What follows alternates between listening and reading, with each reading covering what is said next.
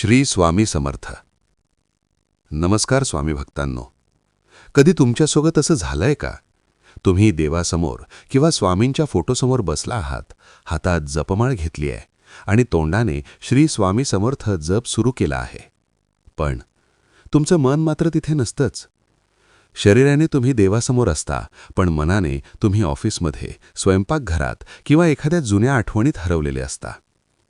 आज जेवायला काय बनवू, त्यांनी मला असं का बोलले, उद्याची कामं कशी होतील, असे शेकडो विचार त्याचवेळी डोक्यात पिंगा घालायला लागतात. जर हे तुमच्यासोबत घडत असेल तर काळजी करू नका. ही फक्त तुमची समस्या नाही, तर 99% लोकांची हीच अडचण आहे. पण यावर एक असा उपाय आहे जो संतांनी आणि बऱ्याच स्वामी भक्तांनी सांगितला आहे, तो म्हणजे लिखित नामजप.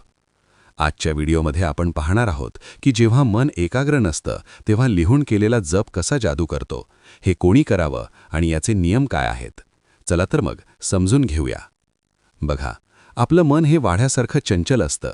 जेव्हा आपण फक्त तोंडाने जप करतो तेव्हा आपली फक्त जीभ काम करत असते. आपले डोळे इकडे तिकडे बघतात, कानांना बाहेरचे आवाज ऐकू येतात. यामुळेच मनाला पळून जायला वाटा मिळतात. पण जेव्हा तुम्ही लिखित नामजप करायला घेता तेव्हा काय होतं, हे सायन्स समजून घ्या. 1. तुमचे हात लिहिण्यात गुंतले जातात. 2. तुमचे डोळे त्या वहीवर आणि अक्षरांवर खिळलेले असतात. 3. तुमची जीभ नकळत ते नाव उच्चारत असते.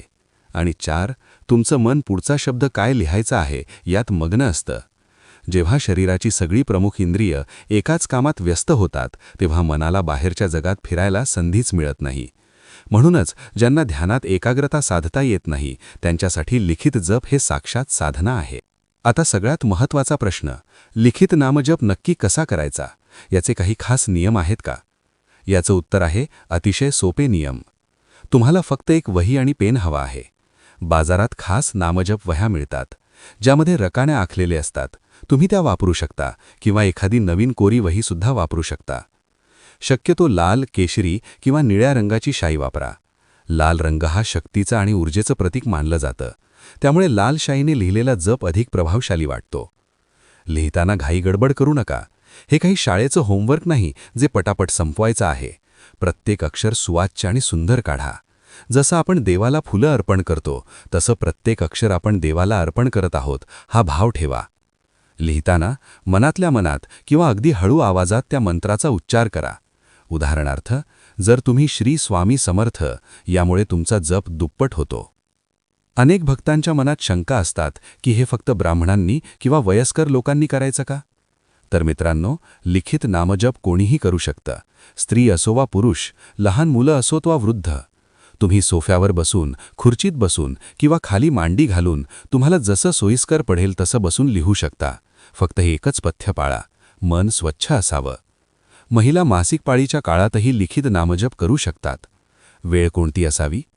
तसं तर देवाचं नाव घ्यायला कोणतीही वेळ अशुभ नसते, पण जर तुम्हाला लवकर अनुभव घ्यायचे असतील तर पहाटेची वेळ किंवा संध्याकाळची दिवे लावायची वेळ उत्तम असते. पण जर तुम्ही नोकरी करणारे असाल तर रात्री झोपण्यापूर्वी 15 मिनिटं मोबाईल बाजूला ठेवून जर तुम्ही एक पान जप लिहिला तर तुमची झोप अत्यंत शांत होईल आणि सकाळी उठताना तुम्ही आनंदी असाल. लिखित जपाचे फायदे काय आहेत हे मी शब्दांत सांगू शकत नाही, ते तुम्हाला अनुभवानेच कळतील. तरीही काही मुख्य फायदे सांगतो. 1. ज्यांना सतत ताणतणाव आहे त्यांनी रोज फक्त 21 ओळी लिहिल्या तरी फरक जाणवेल. 2. तुमची एखादी इच्छा अडली असेल तर तुम्ही संकल्प करू शकता. उदाहरणार्थ, मी पुढचे 40 दिवस रोज 2 पानं श्री स्वामी समर्थ मंत्र लिहीन. अनेक भक्तांचे अनुभव आहेत की संकल्प पूर्ण होताच त्यांची इच्छा पूर्ण झाली आहे. 3. ज्या घरात नियमित नामजप लिहिला जातो आणि त्या वह्या साठवून ठेवल्या जातात त्या घरातून नकारात्मक ऊर्जा आपोआप निघून जाते. ती वही म्हणजे साक्षात देवाचं वास्तव्य बनते. तर मित्रांनो, जसा आपण पैशांचा हिशोब ठेवतो तसाच पुण्याचा हिशोब म्हणजे हा लिखित नामजप आहे. आजच बाजारातून एक वही आणा आणि सुरुवात करा. तुम्ही कोणता जप लिहायला सुरुवात करणार आहात? श्री स्वामी समर्थ, रामकृष्ण हरी की ओम नमः शिवाय? हे मला कमेंट बॉक्समध्ये नक्की सांगा. तुमच्या एका कमेंटने दुसऱ्याला प्रेरणा मिळू शकते.